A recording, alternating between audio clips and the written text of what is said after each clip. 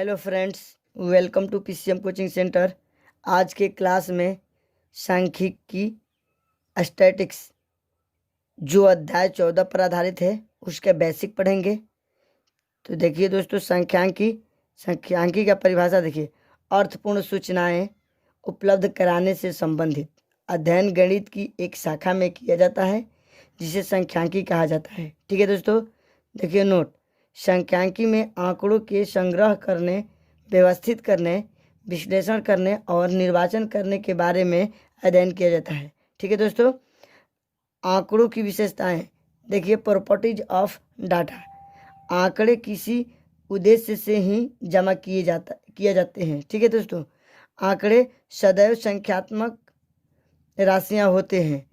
तीसरा पॉइंट देखिए, आंकड़े सदैव समूह में होते हैं। चौथा पॉइंट, आंकड़े की आपस में तुलना की जा सकती है। ये देखिए पांचवा, आंकड़े अनेक कारणों से प्रभावित होते हैं। ठीक है दोस्तों, आंकड़े के प्रकार। आंकड़े दो प्रकार के होते हैं दोस्तों। एक प्राथमिक आंकड़ा, प्राइमरी डाटा, और दूसरा गौण आंकड़ा, सेकेंडरी डाटा। ठीक है दोस्तों, अब देखिए दोस्तों, पहले का प्राथमिक आंकड़ा क्या किसे कहते हैं। देखिए, वे आंकड़े जो पहली बार किसी प्रयोग के लिए संकलित किए जाते हैं प्राथमिक आंकड़े कहलाते हैं, जैसे जनगणना द्वारा प्राप्त आंकड़े। ठीक है दोस्तों, चलिए देखिए दोस्तों नोट। प्राथमिक आंकड़े की सत्यता का उत्तरदायित्व अन्वेषक पर होता है। ठीक है दोस्तों, अब देखिए गौण आंकड़ा।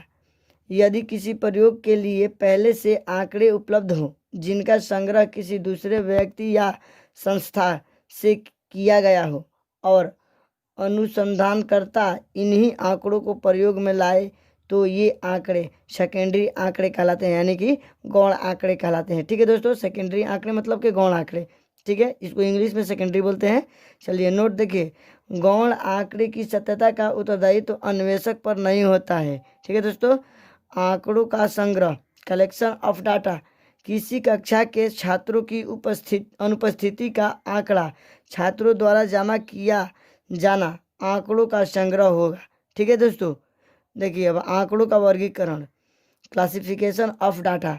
संग्रहित आंकड़ों को सरल बनाने के लिए इन्हें भिन्न भिन्न समूहों या वर्गों में बांटा जाता है। ठीक है दोस्तों, अब देखिए चर, वेरिएबल, वह राशि जो भिन्न भिन्न मानों को ग्रहण कर सकती चर राशि कहलाती है। ठीक है दोस्तों, चर कहलाती है।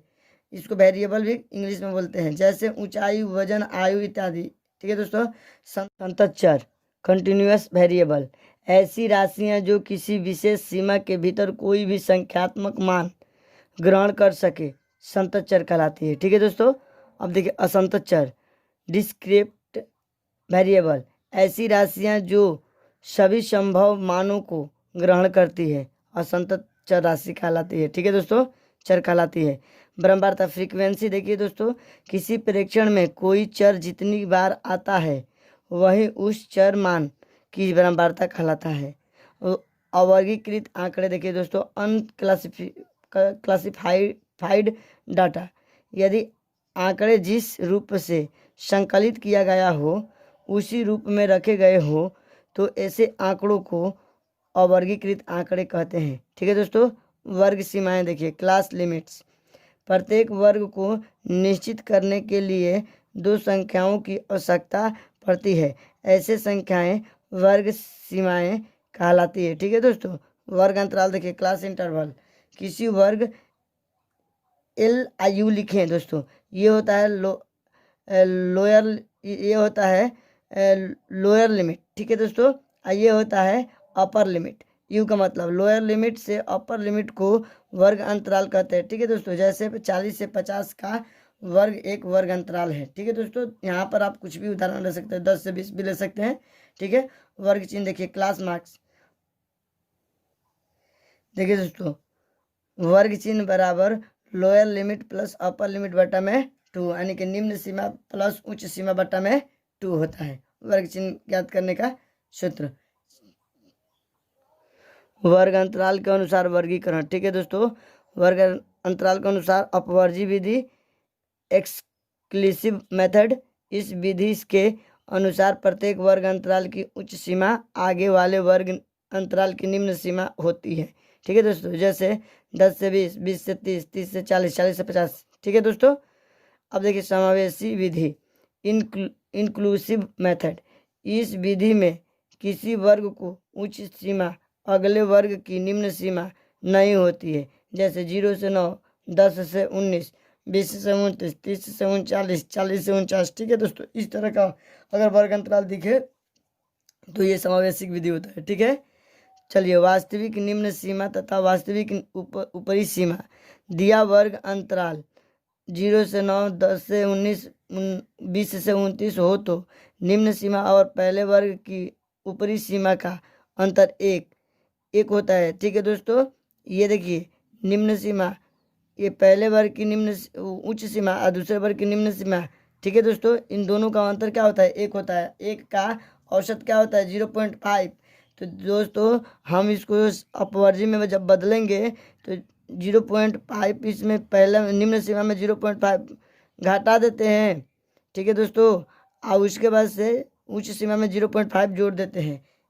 ठीक है दोस्तों, इस तरह ये हो जाता है।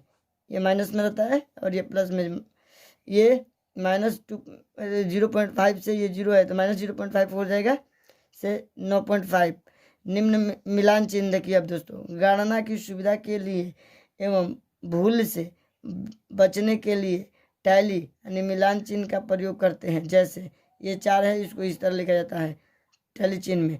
ये 5 है टैली चिन्ह, ये 6 है टैली चिन्ह, ये 11 है टैली चिन्ह। इस तरह टैली चिन्ह आता है। ठीक है दोस्तों। वर्ग माप, दो लगातार वर्गों के वर्ग चिन्ह का अंतर वर्ग माप कहलाता है। ठीक है दोस्तों, तो वर्ग माप बराबर वास्तविक उच्च सीमा माइनस वास्तविक निम्न सीमा होता है। ठीक है। परिसर, दिए गए आंकड़ों के, ये रेंज होता है परिसर इंग्लिश में। दिए गए आंकड़ों के महत्तम एवं न्यूनतम मान के अंतर को उन आंकड़ों का परिसर कहते हैं। ठीक है दोस्तों, अर्थात परिसर बराबर उच्च सीमा माइनस निम्न सीमा। बहुत सारे आंकड़े दिए रहते हैं दोस्तों, जैसे में इसका देख लीजिए। जैसे उदाहरण, जैसे मान लीजिए 3, 2, 10, 7, 5 इस तरह का आंकड़ा दिया हुआ है। तो हम परिसर कैसे ज्ञात करेंगे दोस्तों? तो परिसर देखिए कैसे ज्ञात होता है। उच्च सीमा, तो उच्च मान, सबसे उच्च मान 10 है, सबसे निम्न मान क्या है? न्यूनतम 2 है। तो इन दोनों का अंतर कर देंगे, जो आएगा हमारा यही परिसर होगा। ठीक है दोस्तों, इसी तरह परिसर ज्ञात किया जाता है। तो चलिए दोस्तों, मैंने सारे बेसिक क्लास जो 9 में था संख्यांकी का बता दिया। आप लोग इसको कॉपी में नोट कर ले या स्क्रीनशॉट ले ले। नहीं समझ में आ रहा है तो कमेंट करें। अगर मेरी वीडियो आपको पसंद आ रहा है दोस्तों तो लाइक शेयर तो सब्सक्राइब करें और अंत में बेल आइकन को प्रेस कर दें, ताकि जब भी मैं लेटेस्ट वीडियो बनाऊं तो सबसे पहले आपको मिले। तो आज क्लास में इतना ही फ्रेंड्स, जय हिंद।